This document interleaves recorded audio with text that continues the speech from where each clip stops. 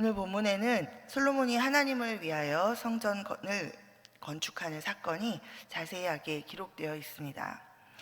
자, 이스라엘 민족에게 있어서 이 일이 얼마나 감격스러운 그런 역사적인 사건이었었는지가 1절의 기록을 통해서 잘 느껴집니다.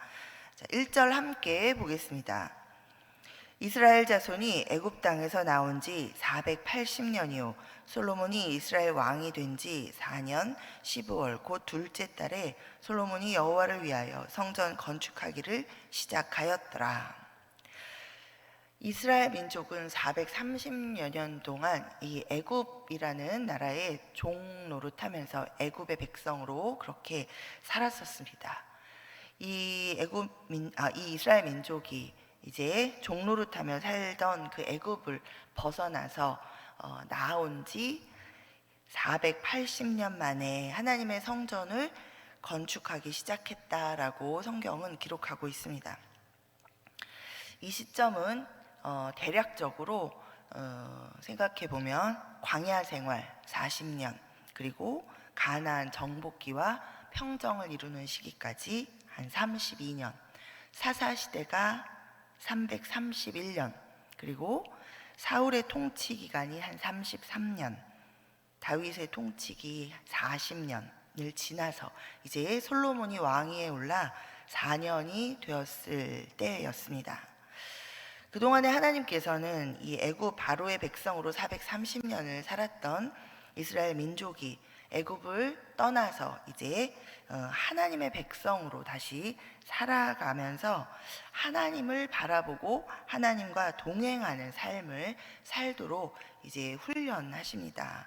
자, 이제 보이지 않는 하나님을 따라 하나님과 함께 동행하는 삶, 이제 눈에 보이는 대로 하고 싶은 대로 하나님의 백성다운 생활이 아니라 이 오랜 세월 400년이 넘는 세월 동안 이 종으로서 습성과 또 다른 나라 민족 안에서 시키는 일을 하면서 그저 배고픔을 면하면서 일하며 그렇게 살았던 이스라엘 백성을 이제 하나님을 바라보며 하나님의 말씀을 따라서 하나님께 순종하여서 하나님과 동행하는 삶을 사는 하나님의 백성으로 이제 하나님이 훈련하시는데, 자, 그것을 이제 쉽게 이제 훈련되어지지 않겠죠.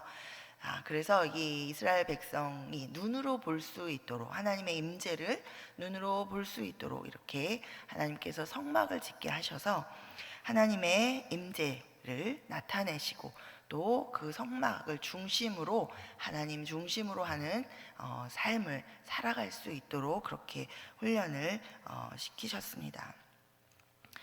그러나 이제 출애굽 후 480년의 세월을 보내고 이제 하나님께서 약속하신 그 땅 가운데에 들어와서 이제 12지파가 이제 정착을 마무리하고 또 이제 안정되어 갔던 이 시기에 이스라엘 민족은 이제 이동할 수 있는 성막이 아니라 이동 없이 영구히 그 약속의 땅에 존재할 그런 성전을 지금 건축하려고 시작하고 있습니다.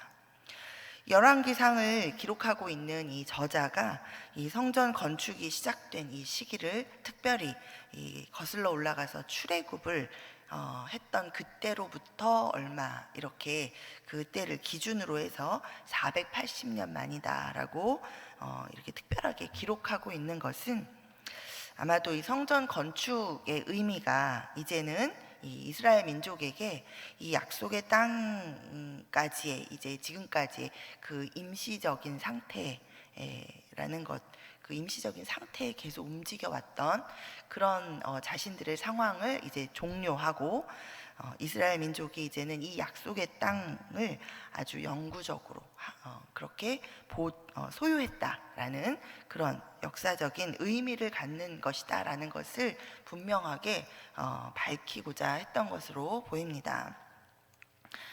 솔로몬이 지은 이 성전의 규모는 여러분이 이제 쭉 읽으시면서 보신 것처럼 대략 이제 오늘 여기는 이제 규빗이다 이렇게 표현이 되고 있는데, 이 규빗의 길이를 이제 오늘날의 미터 그 단위로 이제 바꿔보면 이 성전 규모는 한 길이가 27m 정도 되고 너비가 약 9m, 그리고 높이가 약 13.5m 정도 이렇게 되어서 건평이 대략 한 2,700평방미터, 평방피트 정도 그렇게 되는 그런 규모였습니다.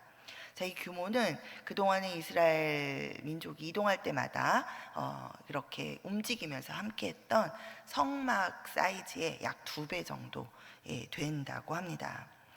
이 성전 앞쪽에는 이제 현관에 해당하는 낭실이 있고, 또 성전의 중심부에 있는 이 성소와 지성소의 벽은 사방을 둘러서 이렇게 연접해서 이 다락과 또 다락에 나 있는 골방들로 이렇게 성전이 지지가 되면서 이렇게 지어져 있습니다. 이 골방들은 이제 제사장들이 사용하는 그런 방으로 3층으로 이렇게 나뉘어져 있다라고 이제 기록하고 있습니다. 자, 완성된 이 성전 내부의 벽은 이제 백향목 널판을 쭉 둘러서 돌이 보이지 않도록 그렇게 되어 있고, 또 마루는 잣나무 널판을 쭉 깔았고, 또 여기 모든 곳은 다 금으로 그렇게 입혀져 있습니다. 성소는 지성소와 또 성소, 낭실 이렇게 이제 이루어져 있죠. 성소보다 한 반 사이즈 정도, 성소의 반 사이즈 정도 되는 그 지성소 안은 또 모두 다 금으로 이렇게 입혀져 있는데요. 여기에는 이제 하나님의 임재를 상징하는 법궤와 또 하나님의 보좌를 상징하는 이 두 그룹들이 이렇게 자리하고 있었습니다. 그리고 성소에는 이제 백향목으로 만들어서 정금을 이렇게 입힌 그런 향단이 있고, 또 등대와 진설병, 금상이 이렇게 있었죠. 자, 여러분이 요새는 컴퓨터에 이제 여러분 들어가셔서 이제 성전의 모습을 이제 화면으로 그림으로 보실 수 있습니다. 자, 그렇게 오늘 우리가 읽은 그 모습을 이제 집에 가시면 한번 성전의 모양을 다시 한번 화면으로 좀 확인해 보시면, 그림으로 한번 보시면 훨씬 더 이 생긴 모양들이 어떻게 되어 있는지 보실 수 있습니다. 자, 성전에는 이 뜰이 있었죠. 또 안뜰과 바깥뜰을 이렇게 만들어서 잘 다듬은 석회암 돌을 3줄을 놓고, 또 백향목 두꺼운 판자 한 줄로 담을 이렇게 세워서 구별해서 또 사람들로부터 이렇게 분리해 놓고 있습니다. 안뜰 안쪽들의 그 안에서는 이제 제사장이 제사를 드렸죠. 그곳에는 놋제단과 번제단과 물두멍 그리고 받침대들이 이렇게 놓여져 있었습니다. 성전의 기초를 놓을 때부터 이제 이 성전을 완공할 때까지 걸린 시간은 약 7년 정도다라고 이제 성경에 기록하고 있는데, 대략적으로 이제 한 7년 6개월 정도 실제적으로 소요된 것으로 이 사가들이 추정하고 있습니다. 하나님을 위해서 이 성전을 짓고자 했던 이 다윗 왕과 솔로몬 왕, 그리고 이스라엘 민족의 이 마음과 정성을 하나님께서는 받아주셨습니다. 그러나 하나님께서는 하나님의 성전이 참 성전이 되는 것이 어떤 건물의 견고함이나 웅장함이나 화려함에 있지 않다라는 것을 분명하게 거듭거듭 이렇게 말씀하고 계신 것을 우리가 이 열왕기상 이 부분을 쭉 보면서 이제 알 수 있습니다. 특별히 오늘 또 이 부분에 11절부터 13절까지 우리 함께 보겠습니다. 여호와의 말씀이 솔로몬에게 임하여 이르시되, 내가 지금 이 성전을 건축하니 내가 만일 내 법도를 따르며 내 율례를 행하며 내 모든 계명을 지켜 그대로 행하면 내가 내 아버지 다윗에게 한 말을 내게 확실히 이룰 것이요, 내가 또한 이스라엘 자손 가운데 거하며 내 백성 이스라엘을 버리지 아니하리라 하셨더라. 하나님의 임재, 그리고 하나님께서 이스라엘 민족과 함께 하시고 계시다라는 것을 이 세상 가운데 선포하고 또 나타내 보여주는 이 성전이 참으로 그런 성전, 정말 하나님이 함께 하시고 하나님이 임재하시는 그런 이스라엘 민족의 삶을 보여주는 그런 참 성전이 되는 것은 이 성전을 짓는 건축이나 또는 그 건축물 자체에 있는 것이 아니다라고 하나님께서 말씀하고 계십니다. 오늘 이 하나님의 말씀이 이 기록 가운데 위치한 위치도 지금 성전 건축을 시작했다.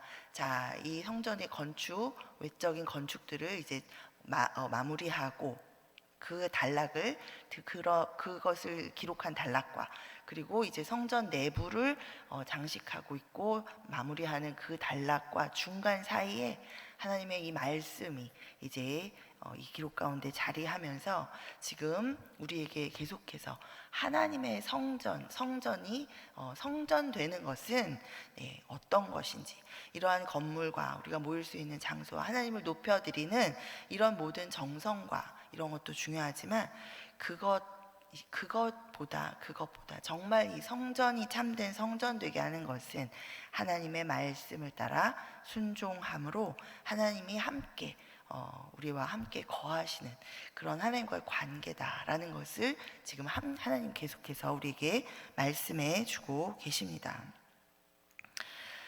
자, 사도 바울은 이 고린도전서 3장 16절에서 이렇게 말합니다.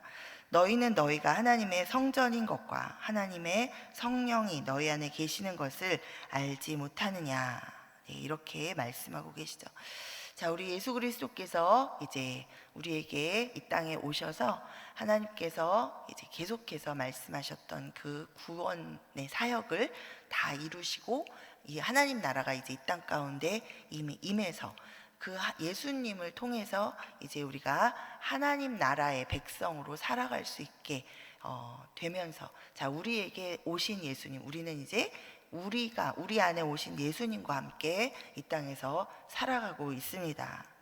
자, 그래서 사도 바울이 우리에게 그렇게 얘기하고 있죠. 너희가 우리 자신이 하나님의 성전인 것을 알지 못하느냐. 또 에베소서 2장 20절에서 22절에서도 너희는 사도들과 선지자들의 터 위에 세우심을 입은 자라. 그리스도 예수께서 친히 모퉁이 돌이 되셨느니라. 그의 안에서 건물마다 서로 연결하여 주 안에서 성전이 되어가고 너희도 성령 안에서 하나님이 거하실 처소가 되기 위하여 그리스도 예수 안에서 함께 지어져 가느니라. 이렇게 말해주고 있습니다. 신약 시대를 살아가고 있는 오늘날 이 하나님의 성전은 우리 우리에게 주어진 이 교회의 건물이 우리에게 의미하는 바이죠. 자, 이 건물 자체가 성전이지만 그것이 참 성전이 되는 것은 이 성전 가운데 모인 우리 예수 그리스도를 구주로 믿는 한 사람 한 사람이 우리 안에 예수님을 모신 우리 성도님들이 성전이기 때문에 우리가 모인 이 교회가 또한 성전인 것입니다. 이 성도 한 사람 한 사람이 세상 속에서 하나님의 임재를 선포하고 드러내는 바로 그 성전이고, 또 성도들이 모인 이 교회가 이 하나님의 임재와 역사하심을 나타내는 하나님의 성전입니다. 자, 그러면 성도와 이 교회가 진실로 참된 하나님의 성전으로 지어져 가려면 어떻게 지어져 갈까요? 또 이 성전 자체의 의미를 계속해서 유지하면서 하나님의 성전됨이 될까? 우리가 함께 이 솔로몬의 성전이 지어가는 모습 속에서 두 가지 중요한 교훈을 발견할 수 있습니다. 첫 번째는 순종으로 지어집니다. 솔로몬은 성전을 자기 임의대로 짓지 않았습니다. 자기 소견대로 그냥 자기가 상상의 나래를 펴서 아주 가장 좋은 방식대로 이 성전을, 하나님의 성전을 자기 생각으로 짓지 않았습니다. 철저하게 아버지 다윗 왕으로부터 이 전해받은 설계도에 따라서 순종하여서 지었습니다. 자, 그렇다면 이 다윗 왕은 또 자기가 이 성전이 어떻게 되면 좋겠다, 워낙 성전을 짓고 싶은 열정으로 가득 차 있었으니까, 자, 그런 자기의 생각과 또 여러 사람의 의견을 모아서 가장 좋은 양식으로 이 설계도를 그렸을까요? 그렇지 않습니다. 다윗은 철저하게 하나님께서 지시하신 대로 순종하여서 이 설계도를 만들었고 재료들을 준비했습니다.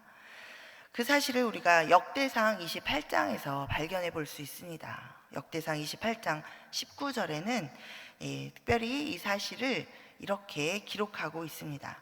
다윗이 이르되 여호와의 손이 내게 임하여 이 모든 일의 설계를 그려 나에게 알려주셨느니라.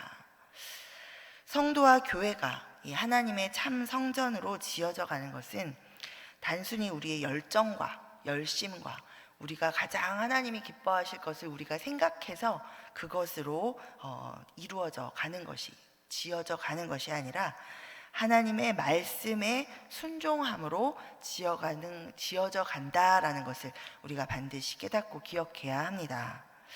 우리의 열정과 열심은 이 하나님의 말씀을 순종하고자 하는 그러한 열정과 열심이 되어야 합니다. 사무엘상 15장 22절에서 23절 상반절에 보면 이 사울의 이야기가 나옵니다. 여러분이 잘 아시는 이야기인데, 이제 사울이 하나님의 말씀에 순종하기보다는 스스로 자기가 상황을 판단해서 자기의 열심을 따랐던 그런 일이 있죠. 자기가 이제 사무엘이 정한 시간이 늦어도 안 오고, 자기는 지금 전쟁 나가야 되는데 블레셋 군사들이 막 앞에 있고 백성들은 막 왜 빨리 이 일을 진행하지 않느냐고 원망하고, 이런 상황에서 사울이 자기가 생각한 대로 자기가 제사를 드리죠. 바로 그때 도착한 사무엘이 이 사무엘 선지자가 사울을 이렇게 질책합니다. 주님께서 어느 것을, 제가 새 번역으로 이제 읽어드리면, 주님께서 어느 것을 더 좋아하시겠습니까? 주님의 말씀에 순종하는 것이겠습니까? 아니면 번제와 화목제를 드리는 것이겠습니까? 잘 들으십시오. 순종이 제사보다 낫고 말씀을 따르는 것이 수량의 기름보다 낫습니다. 거역하는 것은 점을 치는 죄와 같고 고집을 부리는 것은 우상을 섬기는 죄와 같습니다. 한 참성전은 하나님이 기뻐하시는 순종을 통해서 지어지는 것입니다. 그리고 계속되는 순종의 삶을 통해서 이 참성전됨이 유지되는 것입니다.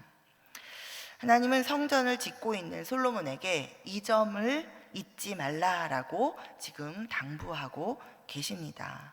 오늘 본문 12절 13절에 여러분 다시 보시면 하나님이 이렇게 말씀하시죠. 네가 지금 이 성전을 건축하니 내가 만일 내 법도를 따르며 내 율례를 행하며 내 모든 계명을 지켜 그대로 행하면 내가 내 아버지 다윗에게 한 말을 네게 확실히 이룰 것이요 내가 또한 이스라엘 자손 가운데 거하며 내 백성 이스라엘을 버리지 아니하리라 하셨더라. 아멘. 자, 하나님을 향한 이 최고의 순종을 보여주신 분이 계십니다. 누구시죠? 예수님, 그렇죠? 예수 그리스도이십니다.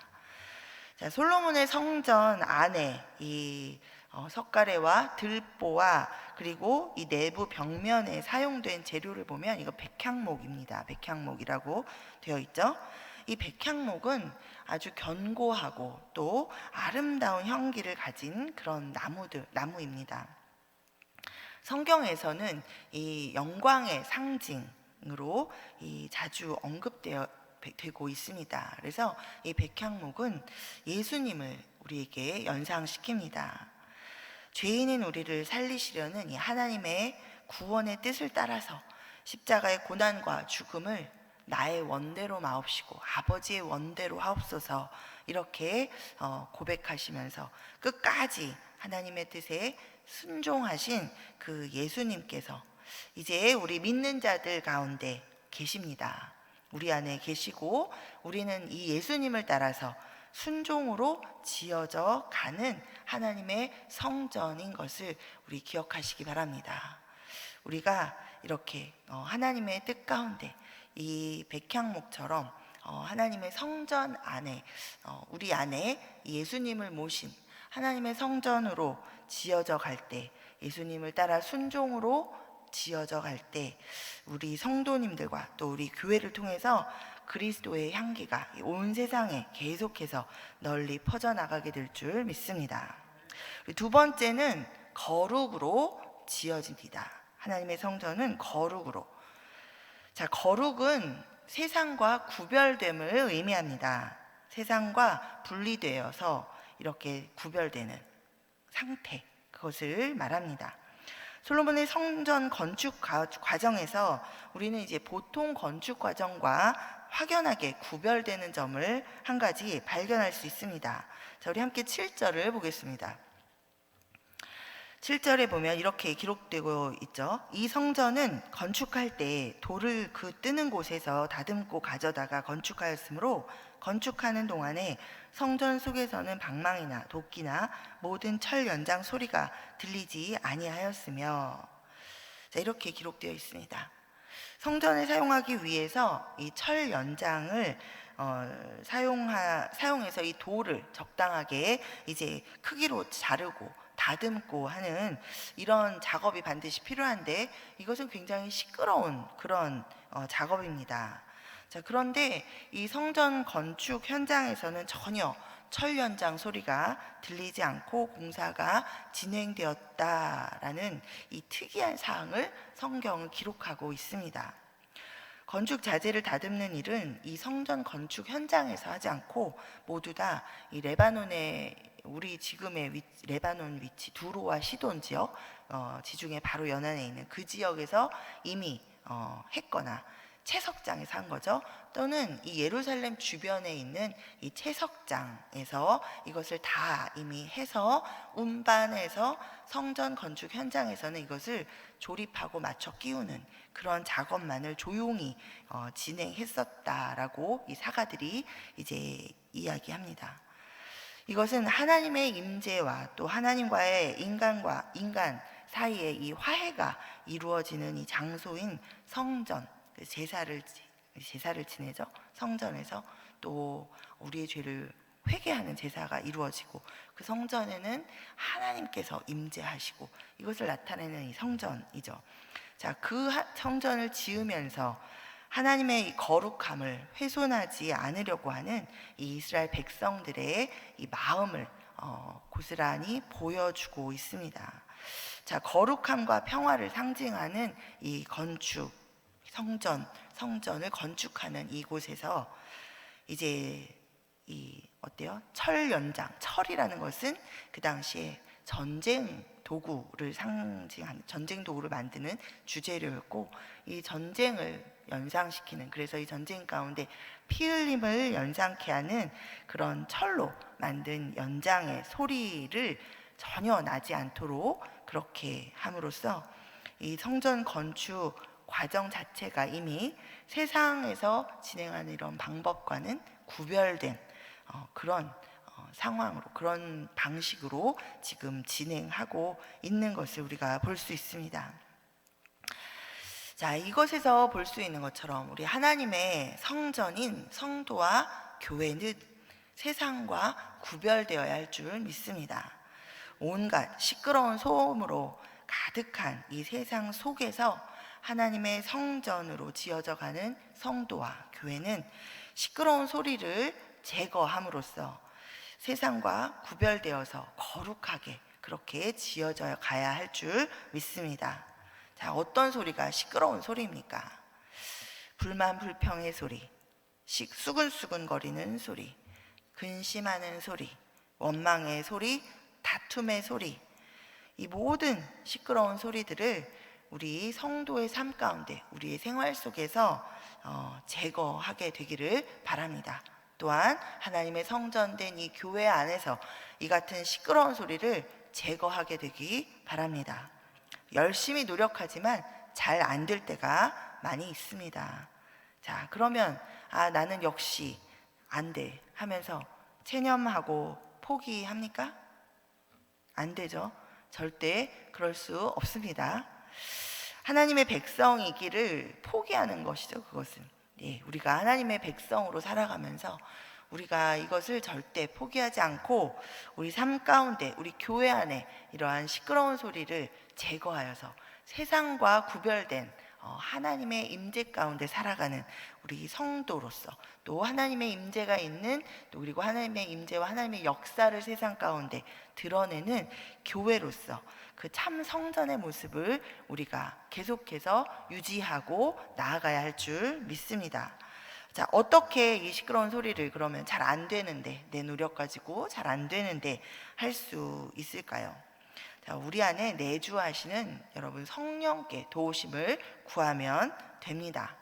자, 우리 하나님을 자꾸 잊어버리고 내가 자꾸 뭘 해보려고 하는데, 그게 아니라 내 안에 이미 성령께서 오셔서 우리로 하여금 그것들을 할 수 있게 도우십니다. 로마서 8장 26절에서 사도 바울이 우리에게 이렇게 말해줍니다. 이와 같이 성령도 우리의 연약함을 도우시나니 우리는 마땅히 기도할 바를 알지 못하나 오직 성령이 말할 수 없는 탄식으로 우리를 위하여 친히 간구하시느니라. 내가 힘이 빠져서 잠시 잊어버리고 기도를 못할 때라도 성령께서는 우리 안에서 우리를 위하여, 우리가 하나님의 백성으로 살아갈 수 있도록 탄식하며 우리를 위해 중보해 주고 계십니다. 그러나 그 성령을 근심케 하지 않으며 우리가 그 성령님을 기억하고 날마다 그 성령께 도우심을 구하며 마땅한 하나님의 백성으로, 하나님의 성전으로 지어져 가기 위해서 잘 안 되는 것들, 하나님의 도우심을, 성령의 도우심을 구할 때 하나님께서, 성령께서 반드시 도와주신다라는 것을 여러분 믿고 기억하고 구하시기 바랍니다. 자, 이제는 세상 속에서 옛 습성에서 비롯되는 그런 대로 살아가는 우리 그런 모든 시끄러운 그런 잡음들을, 소리들을 우리가 제거하고 세상과 구별된 거룩한 하나님의 성전으로 우리 여러분 모두 지어져 가시기를, 또 그렇게 지어져 가고 유지되어져 가는, 그리고 또 그렇게 이 세상 가운데 존재하는 우리 서부장로 교회 되기를 소망합니다. 말씀을 맺습니다.